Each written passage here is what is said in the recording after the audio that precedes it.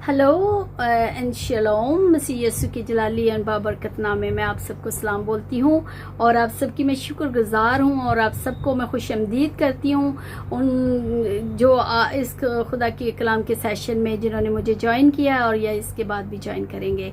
तो अजीज़ों, आज हम जो सीखने जा रहे हैं वो ये है कि हम किस तरह अपने फ्यूचर की लड़ाई को जो है वो लड़ सकते हैं, या हमें अपने फ्यूचर के लिए क्या, मुस्तकबिल के लिए क्या करना चाहिए और किस तरह हमें जो है अपनी लड़ाइयों को जीतना चाहिए। तो अजीज़ों, जब आपकी ज़िंदगियों में मुसीबतें, परेशानियां और जो है आना शुरू हो जाती हैं तो हम अक्सर जो है अपने आप को कोसना शुरू कर देते हैं कि मैं तो एक खुशकिस्मत इंसान ही नहीं हूँ, क्योंकि और मैं तो हर वक्त मुसीबतों में ही पड़ा रहता हूँ। तो इस तरह की बातें हम जो है सोचना शुरू कर देते हैं। लेकिन अजीज़ों, आप याद रखें कि शैतान आपको आपके ईमान से जो है वो वापस लेके आना चाहता है। जब आप खुदावंद यीशु मसीह को कबूल करते हैं तो खुदावंद आपके सरों पर अपनी फेवर का ताज रख देता है और उस ताज को जो है वो छीनने के लिए शैतान जो हर वक्त कोशिश करता है। इसलिए वो आपके ऊपर आजमाइशें, मुसीबतें और परेशानियां लेकर आता है। लेकिन अमान में बने रहने में हमारी मसलत है। अजीज़ों, आप कभी भी इस वक्त इस चीज़ को मत भूलें कि आपको आपका जो फेवर, खुदा की फेवर का ताज है, उसकी कैसे हिफाजत करनी है। और अजीज़ों, हम देखते हैं कि दाऊद नबी को जब वो अभी लड़का ही था और खुदा ने सैमुअल नबी को उसके घर भेजा, यस्सी के घर भेजा, ताकि दाऊद को जो है वो क्या कर सके, मसा कर सके। लेकिन हम देखते हैं कि उसके बाप ने एक एक करके अपने सारे बेटों को सैमुअल नबी के सामने पेश किया, लेकिन उसने दाऊद को पेश ना करना चाहा।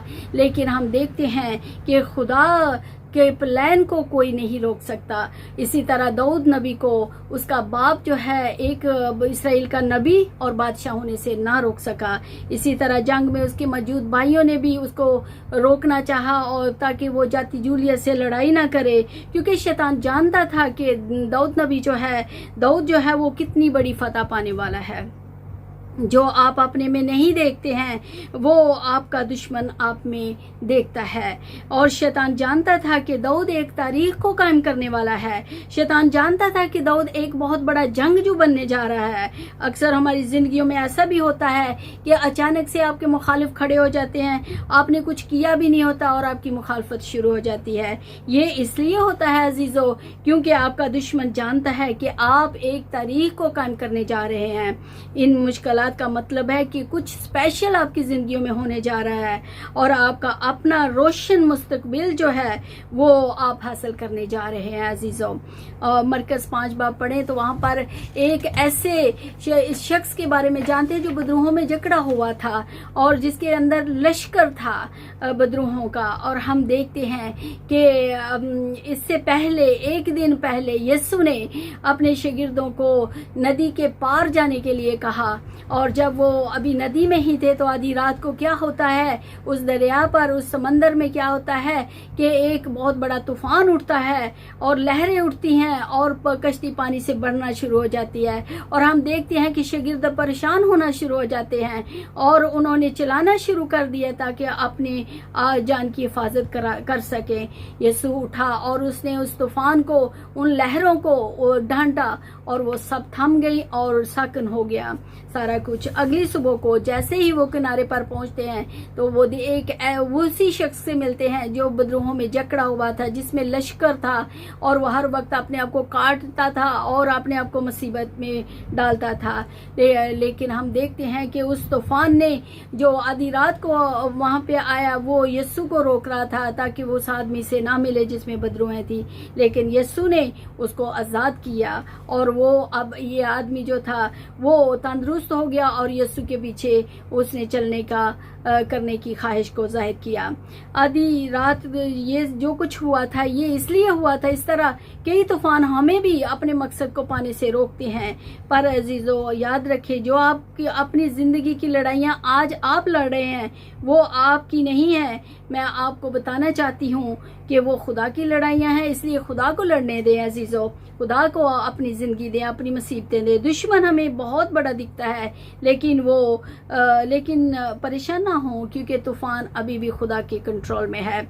याद रखें, फतह आ रही है, कामयाबी, सेहत और फेवर खुदावन की आप हासिल करने जा रहे हैं। इस आदमी की तरह अपने खुदा को देखें, और कोई तूफान हमारे खुदा से बड़ा नहीं है अजीज़ों।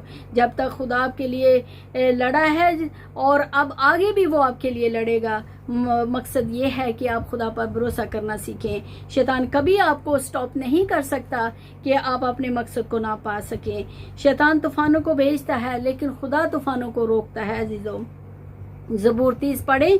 अगर आप तूफ़ानों में होते हुए भी अगर बावजूद इन तूफ़ानों के, इन परेशानियों के अब तक अगर कायम हैं, तो अजीज़ों समझ लीजिए कि खुदा की फेवर आपके साथ है। अपने मुंह से कहें कि बेशक मेरे पास बहुत सारे मसाइल हैं, लेकिन मेरी जो किस्मत है, ये डेस्टिनी है, वो भी बहुत बड़ी है अजीज़ों।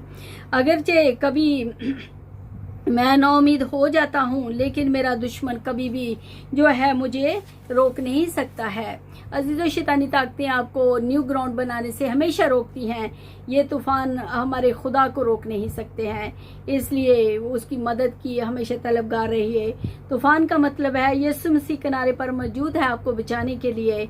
मूसा की पैदाइश पर गौर कीजिए। फ़िरौन ने सब छोटे बच्चों को उसकी पैदाइश के वक्त कत्ल करने का हुक्म दिया और उनको मरवा दिया, लेकिन हम देखते हैं कि खुदा ने मूसा की हिफाजत की और वो अपनी फ़िरौन के जो है उसके महल में पला। और फिर मज़े की बात यह है कि वो जानते थे, और जैसे ही उसकी बेटी ने उसको अपना बेटा बना लिया, तो हम देखते हैं कि वो भी जानती थी और फ़िरौन भी जानता था कि ये बच्चा एक इजराइली है। लेकिन हम देखते हैं कि जब फेवर खुदा की तरफ से आती है, हालात कैसे भी हों, तूफ़ान कैसे भी हों, वो नामुमकिन काम जो है वो मुमकिन हो जाते हैं। ये भी एक नामुमकिन काम था।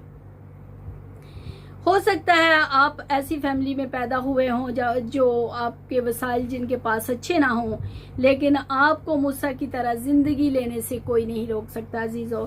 दाऊद की फैमिली उसको ना रोक सकी कि वो इसराइल का बादशाह ना बने। यूसुफ जो गड्ढे में डाला गया था और उसको बेचा गया था, लेकिन उसको मिस्र का हाकिम बनने से उसके भाई उसको रोक ना सके अजीज़ों। मूसा मिस्र में पला, लेकिन मूसा ने इसराइलियों को गुलामी से आज़ादी दिलवाई और कोई उसको रोक ना सका। कोई शैतानी ताकत खुदा के मंसूबे को आपकी ज़िंदगी में पूरा होने से रोक नहीं सकती है। खुशखबरी की बात यह है कि आखिरी फैसला हमेशा खुदा के हाथ में होता है। खुदा का जो इरादा या मंसूबा आपकी ज़िंदगी में है, शैतान उसको नहीं रोक सकता है। जब दुश्मन हमला करता है, खुदा कहता है कि परेशान ना हो, मैं हूँ तुझे बचाने के लिए। उसके वादों पर यकीन कीजिए। आप आगे बढ़ने की तरफ देखें, ना कि अपनी सिचुएशन की तरफ और ना शैतान की तरफ। आप कुछ नहीं करते, लेकिन अगर आपकी मुखालफत होती है तो समझ जाएं कि आपकी एक बहुत बड़ी डेस्टिनी जो है वो आपका इंतज़ार कर रही है। और सिर्फ खुदा ही को देखें अजीज़ों। खुदा आप सबको इस कलाम के ज़रिए से हम सबको बरकत दे। अगर आज का कलाम आपको अच्छा लगा हो तो आप इसमें आप भी हिस्सा डाल सकते हैं। कैसे? आप इसको लाइक कर सकते हैं, शेयर कर सकते हैं और सब्सक्राइब कर सकते हैं। खुदा आप सबको बरकत दे।